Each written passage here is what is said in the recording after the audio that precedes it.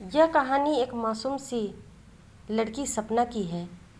सपना एक मासूम और खुशमिजाज लड़की थी जिसकी ज़िंदगी बचपन में ही एक बड़े तूफान से गुजर गई।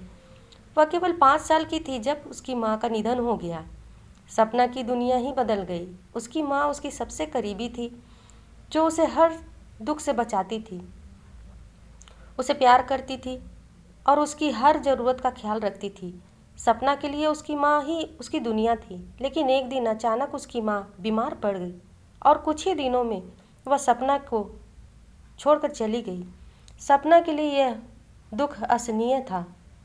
सपना का पिता एक अच्छा इंसान था, लेकिन उसकी माँ के जाने के बाद वह भी टूट चुका था। घर में अब कोई ऐसा नहीं था जो सपना का ख्याल रखे। उसके पिता काम में व्यस्त रहने लगे और सपना अकेली पड़ गई।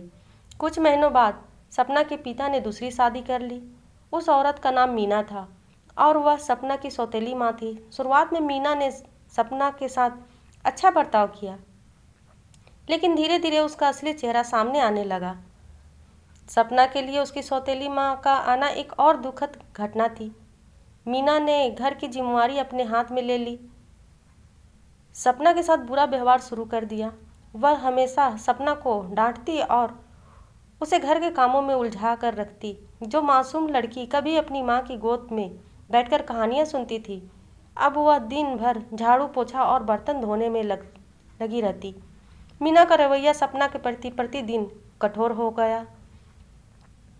वह उसे हर छोटी बात पर डांटती, उसे गंदे कपड़े पहनने के लिए मजबूर करती और खाना भी समय पर नहीं देती थी। कभी कभी तो वह सपना को बिना खाना खिलाए ही सोने के लिए कह देती थी। सपना के पिता को इन सब बातों का पता ही नहीं था, क्योंकि वह मीना पर पूरा भरोसा करते थे और समझते थे कि वह सपना का ध्यान रख रही है। सपना के जीवन में सबसे बड़ी खुशी उसकी पढ़ाई थी। वह एक होशियार छात्रा थी और स्कूल जाना उसे बहुत पसंद था। लेकिन मीना ने उसकी इस खुशी को भी छीन लिया। उसने सपना से कहा कि अब वह स्कूल नहीं जा सकती, क्योंकि घर के कामों के लिए उसकी ज़रूरत थी। सपना का दिल टूट गया। वह अपनी पढ़ाई जारी रखना चाहती थी, लेकिन उसकी सौतेली माँ ने उसकी कोई बात नहीं सुनी। सपना के पिता को जब इस बारे में पता चला तो उन्होंने भी मीना का समर्थन किया और कहा, अब तुम बड़ी हो रही हो, घर के कामों में मदद करना जरूरी है। सपना की सारी आशाएं सपने चूर चूर हो गए। सपना के पिता एक अच्छे इंसान थे, लेकिन वह मीना से के प्रभाव में आ गए थे। वह सोचते थे कि मीना सपना का सही ख्याल रख रही है और घर को संभाल रही है। उन्हें कभी भी अंदाज़ा नहीं हुआ कि मीना के कारण उनकी बेटी कितनी तकलीफ में जी रही है। सपना के पिता को जब कभी सपना की आंखों में उदासी दिखती तो वह इसे उसकी माँ के जाने का दुख समझते थे। वह उसे दिलासा देते थे कि लेकिन असली कारण जानने की कोशिश कभी नहीं किए। सपना के जीवन में हर दिन एक नया संघर्ष था। उसे अपनी सौतेली माँ से हर रोज ताने और गालियाँ मिलती थी। वह घर के सारे काम अकेली करती, जबकि मीना आराम से बैठी रहती। जब कभी सपना कोई गलती कर देती तो मीना उसे खूब डांटती और कभी कभी तो मारने से भी पीछे नहीं हटती थी। सपना के पास कोई भी नहीं था जो उसका दर्द समझ सके। वह हर रात चुपचाप अपने बिस्तर पर लेटकर रोती रहती। उसकी आंखों से आंसू बहते रहते, लेकिन कोई भी उसे दिलासा देने वाला नहीं था। वह अपनी माँ को बहुत याद करती थी। एक दिन स्कूल के पुराने शिक्षक, जिन्हें सपना बहुत मानती थी, ने उससे मिलने का निश्चय किया। वह जानना चाहते थे कि सपना स्कूल क्यों नहीं आ रही है। जब वह उसे के घर आए तो उन्होंने देखा कि सपना बेहद कमज़ोर और थकी हुई लग रही थी। उन्होंने सपना से बातचीत की और धीरे धीरे सपना ने अपनी सारी तकलीफ़ें उनके सामने रख दी।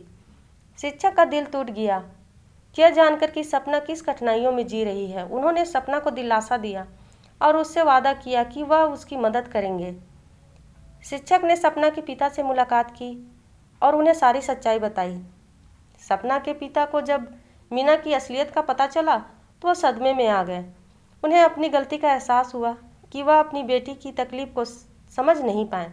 उन्होंने तुरंत मीना से सवाल किया, लेकिन मीना ने अपनी गलती मानने से इनकार कर दिया।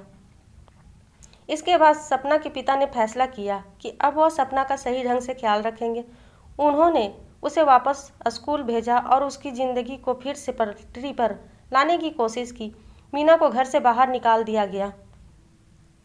सपना की ज़िंदगी में धीरे धीरे सुधार होने लगा। वह फिर से स्कूल जाने लगी और उसकी पढ़ाई में उसकी रुचि वापस आ गई। हालांकि जो दर्द उसने अपनी सौतेली माँ के कारण झेला था वह हमेशा उसकी यादों में बना रहा। अगर आपको ये कहानी अच्छी लगती है तो प्लीज़ लाइक और सब्सक्राइब ज़रूर कर दीजिएगा ताकि मैं और कहानियाँ ला सकूँ।